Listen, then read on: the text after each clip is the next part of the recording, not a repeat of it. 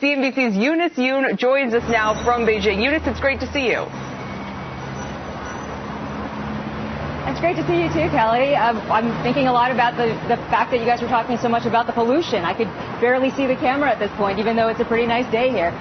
Basically, with the strategic and economic dialogue, a lot of people were thinking that the officials went in with some degree of hope that they'll be able to help rebuild this very strained relationship. One of the big points that was pretty interesting was that both sides have been arguing that the playing field is not fair, but they both think that they are the hurt party. On the Chinese side, they believe that they're unfairly blocked from investing in the United States, and the U.S. feels that China cheats. This is what the Chinese authorities don't want you to see: open selling of counterfeit goods. This is not an apple, so this is 美国的. So it's not an American-made product. So 不是 iPhone. Sure. IQ phone. IQ phone. The iQuone, designed by American, assembled in China. Fakes like the ones at this electronics supermart in Beijing feed the perception in the U.S. that China games the global economic system with counterfeits as well as currency controls, subsidies, and industrial espionage. In June, the U.S. pointed a finger at Chinese wind power firm Sinovel, accusing it of stealing trade secrets. Sinovel isn't commenting.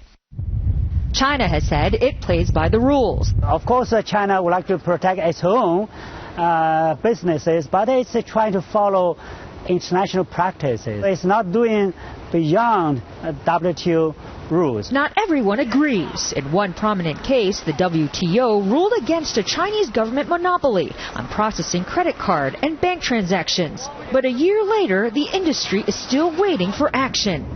MasterCard started processing Chinese currency, or RMB, card transactions in Hong Kong, but was told to stop by China's central bank, which said the move was illegal. What we were doing is really in the cross-border space, and it's RMB settlement in Hong Kong. So I don't see how that breaks any rules or laws. Do you think it's a fair playing field? Not yet. Not yet, to be perfectly frank. There's this notion that, the U.S. is a mature market, developed market, and China's developing, so that, there needs to be time for the field to be totally level. I think we can go faster.